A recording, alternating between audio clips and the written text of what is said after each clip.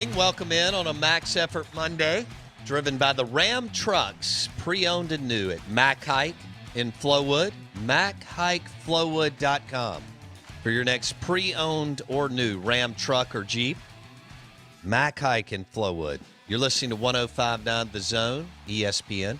We're streaming live on the Out of Bounds radio app. We welcome in our friend Tom Luginbill, national college football analyst with ESPN. He joins us every Monday at 8:30, and he is on the Modelo guest line. Tom, what outcome in the SEC surprised you more? A&M losing as a favorite at home, the Gators losing on the road. I don't know. Probably LSU didn't surprise you, but we were debating those three games. Which outcome surprised you the most, Luke? I think the Mississippi State outcome, because you go on the road, all right, and you rush for 30 yards total as a team and win the game. Like, that's almost impossible. I literally, the first thing I did before I started going in and watching some of that was look at the team stats. And I'm sitting there going, wait a minute, that can't be right. That can't be the right number. And so I think that surprised me a little bit. But I'll say this, too, because I think Mark Stoops is one of the finest coaches in all of college football, and he's done a remarkable job. But Kentucky is having one of those seasons where I think at some point something might catch up with them. They're last in the country in turnover margin. They're -9, okay? They went 1 for 9 on third down, while Florida committed 15 penalties and somehow still won the game. So, at some point or another, is that going to catch up? Sure, it will. That's amazing. To be 5-0 and be -9 in turnover margin, that's impossible. All right. What does it say? Mississippi State goes on they're the youngest team in the league. I think they only have two guys that have started more than 20 games. Their quarterback's a true sophomore. This is not ideal in this league. Usually want a red shirt, then sit another year. I mean, the two best in this state in the last 20 years, Tom, Eli Manning and Dak Prescott, and Matt Corral for that matter. But Eli and Dak, neither one of them started until their red shirt sophomore year. What does it say about Rodgers going on the road and winning at Kyle Field in an environment that you've been there since they added on a few years ago and winning the game? Well, I think it tells you a whole lot about how he hung in there and just found ways to scrap and scrape, because it's not as if he had any help in the run game. So everybody in the stadium knows what you're going to do, and they did it anyway, which I thought was impressive. So listen, it's a great building block. Mississippi State they've been close this year, and they've been close on both ends of the win-loss column, right? So you got the Louisiana Tech game, you've got the LSU game, you just had this game. And really, it comes down to a play or two here and there that, and sometimes it's not the play that's made, but it's the mistake that's not made. And so they have found ways to steadily improve. And you're right, when you're young and you're inexperienced and you're playing in a line of scrimmage league and you're not overly balanced on offense, and it's hard to win. So I think it's impressive what they pulled off. And on the flip side of that, it's really disappointing to see a team with Texas A&M's skill level execute and perform so poorly. That part is what's getting Jimbo in trouble, in my opinion. Yeah, and they're about to go 0-3 with Bama coming in town.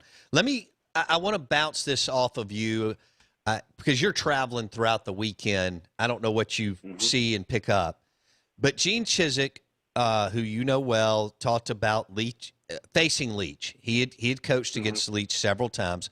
Obviously, Chizik was a DC before becoming a head coach. And he said there's a counter to everything a defensive coordinator does, no matter what you do. He went on to say, do not underestimate what will happen when Leach gets some receivers like Wes Welker or Michael Crabtree, because basically he's got a serviceable unit right now. Right. Your thoughts on what Chiswick talked about Saturday night and Sunday morning after the game? I don't disagree with him, but the one difference is that in this league, as opposed to being at Washington State and Texas Tech, you have to deal with so many more components in terms of people up front and what they bring to the table and how off schedule and disjointed they can get you, especially if you don't have balance. Whereas you didn't have to necessarily deal with that on a week in and week out basis. You know, you did if you were playing Oklahoma, you did if you were playing Texas. At Washington State, you did if you were playing Washington. But, you know, for the most part, I think you could get away with it a little bit more in those other two conferences. And you're right, they're going to continue to get better weapons, and they're going to continue to be more dangerous from that perspective. But I still think, and I said this, at times it feels like it's a 7-on-7 team playing in a line of scrimmage league. Mm-hmm. And long-term viability, unless they all of a sudden start getting the type of player that an Alabama or an LSU or an Auburn or what have you has been getting up front on both sides of the ball. Now that you can counter that. You know, you can balance that out. I still think you have to have some semblance in the run game so that you don't become so one-dimensional to run it, and you still won't run it. So it'll be interesting to see long-term how it plays out. This is going to be a fascinating case study. Has the game changed so much that he can pull this off, like you said, without – although there were 2 or 3 teams at Texas Tech that could gobble up some yards, where they'd have 2 running backs that would go for 650-plus on the ground, and then they would also have 600 or 700-plus through the air throughout the season. Some people don't believe they have the backs yet. They're playing 2 true sophomores there. They may or may not grow into something that maybe they can, you know, generate another 50 or 60 yards a game in rushing. All right, so let's move to – we can't do this at the same time, but there was some similarities between the 2 games with Ole Miss at Bama and Arkansas at Georgia. We know about the talent gap, Tom, but we thought – a lot of people thought because Ole Miss was explosive and Arkansas is not, and Ole Miss is explosive through the air. They are on the ground too. They weren't this weekend. That they could keep this game close. Did anything jump out at you or surprise you about the way the game played out in Tuscaloosa? Well, I had a really strong sense and stated this last week with you that if Ole Miss got off schedule, if they couldn't dictate to Alabama how the game was going to be played in terms of pace to play, then it was going to be a tough road to hoe. And that's exactly what happened. And then what Alabama did is they went old school on them and said, we're going to take the air out of the football, we're going to condense the game, and we're going to run it until you prove that we can't run it. And if we get you off schedule on offense, and then you can't get first downs, you're not going to be able to go fast. And it's essentially what happened. And so I thought the game plan for Alabama was executed wonderfully. And so I knew that it would be a really good game if Ole Miss was able to play at their normal pace and tempo. Then if they weren't, it was going to be a tough game for Ole Miss to hold up. And that's pretty much how it played out. Yeah, and their first possession, Tom, it even though they drove it down inside the 10, Ole Miss, it wasn't the way – you didn't feel like they were going at the tempo they wanted. They were having to really work to get the first downs, whereas usually they ding you for 25 yards here and 20 yards here, and they're just kind of rolling down. The thing is, Ole Miss's first possession and Bama's first possession, Ole Miss did not get the ball back for the second time until 2.5 minutes left in the first quarter, Tom. And that told me exactly what you said last week and others, and that played right into what Saban and his staff wanted to do. Yeah, there's no question about it. And again, when you can own the line of scrimmage on both sides of the ball, which they did, and because you actually phrased it better than I did, make Ole Miss earn it, make it hard. Don't allow it just to be up and down the field and, just trying to keep pace. then you had your best opportunity to win the game. And so, Ole Miss goes back to the drawing board. Nick Saban's 24-0 against former assistants, but let's not forget, Nick Saban's 24-0 against former assistants because at the end of the day, Nick Saban still has better players than all of those assistants. True. Right? True. So outside of Georgia right now, who you can make an argument is on par with Alabama talent-wise, and I think it's a legitimate debate. You can make that argument. Every one of those former assistants doesn't have the players to keep pace with Alabama. Okay, what do you make of Bama? Ole Miss made them earn it too. In other words, Bama's not doing what they've done under Judy, Devontae, Calvin Ridley, and so on, where, of course, Kiffin started that transformation 7 years ago or whatever it was, where they get a 30-yard play and a 40-yard play, and then they just smash it inside the 5-yard line. They had to earn it. Robinson had to earn it. They don't look like they can stretch the field this year. And I don't know what that says or what they'll be 6 weeks from now, but this is not the explosive offense we have watched in Tuscaloosa the last 6 years. You agree? Yeah, I would agree. It's a different offense. It's a younger offense. It's a less experienced offense. It's an offensive line that's being retooled. And listen, that's not just exclusive to Alabama, Bo. You start looking across the landscape of college football, there's a lot of people struggling in the offensive line. True. A lot of people. And the lack of consistency that you're finding, lack of production in that area is pretty significant. And so I think with Bryce Young, he's a different type of player. Some of their weapons are as advertised. Others you can see are still kind of trying to find their way. But I also believe that sometimes it's good for you as a football team to really have to hone in on the little things, really have to focus in on the technique and the assignment side of it and the execution side of it. Because sometimes when it gets easy, like we kind of looked at it the last couple of years, you can get complacent and everything kind of sets in and you start to think it's just going to happen just because you're Alabama. So them having to win in the fashion they're having to win in and it not being pretty all the time and maybe it's not going just, according to schedule, that's not a bad thing. I think that's something that can build character. It can build your football team. Tom Luginbill with ESPN on the Modelo guest line. I described Arkansas last week as a Mississippi State light when Mullen had really good teams. In other words, they could beat most teams, but when they go against elite teams, they can't score.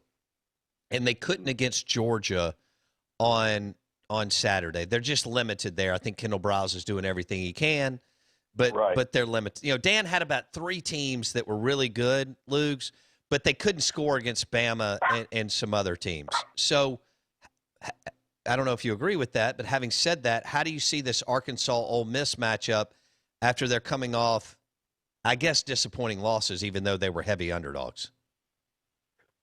Yeah, it's almost like both teams go back to the drawing board, right? And I think both teams have to get back to trying to establish the line of scrimmage. Both teams got whipped up front, and, obviously you got 2 teams in Alabama and Georgia defensively that can do that to you, and they can do it to just about anybody in college football. I think there will be a challenge for both teams to defend the other quarterback as far as the run game is concerned, because both guys, I think both Lane Kiffin, both Kendall Browse will try to get back to getting their quarterback involved in the run game. I think whichever team is mature enough to lick their wounds and move on and not allow the previous opponent to beat them twice. Good point. Will be the team that will prevail. I think from what we've seen production-wise out of Arkansas, what we've seen production-wise out of Ole Miss, prior to the game this past weekend. And again, it becomes overly glaring, right? Nobody else played Georgia this weekend. Nobody else played Alabama this weekend. Nobody had to go up against that. And so what happened this weekend could have happened to 50 other teams had they played Georgia or Alabama. So I think a lot of it has to do with 2 teams getting back to the drawing board and who can get past this and not let it affect them 2 weeks in a row. All right. I can't wait to see what happens there, 11 a.m. in Oxford on Saturday. Like you said, maturity. Who licks their wounds, gets their mind right, gets back in the saddle in this brutal league, and gets a W. I lean towards Ole Miss taking care of business, but you never know with Barry Odom and Kendall Browse. let's go to A&M and Jimbo. Year 4, making $9 or $10 million a year. It wasn't a rebuild. Maybe, some things that he needed to clean up around Sumlin. I get that. But I'm looking at your ESPN 300, Luke's. They have signed a ton of players in your ESPN 300, okay?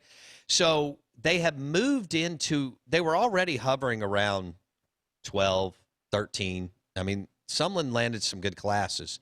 But they moved in around 7 or 8 composite recruiting. Jimbo has landed some really good classes. Where are they going? What is going on, and what is this going to look like now that they're in the league is down, and you only have so many windows of opportunity? I don't think Bama's special. They're really good, and I'm still questioning Georgia with Stetson Bennett or JT, and yet we're not sure anybody's going to jump up and ding them or give them a hard time. What does this say about A&M in year 4, Luke's? Well, listen, they have players on that roster that everybody wanted, that everybody recruited, okay? So they're playing with guys that they beat other people on. So what does that tell me? That tells me that they've evaluated well, that they've gone out and they've secured players, they've recruited against their foes well, they've brought in talent. But why isn't the talent translating into production? And I know they've got some youth on that team. I know they're young at quarterback. I get it. I know the 2 backs and with Spiller and Smith and all of the wideouts. They've got some young some young exciting players.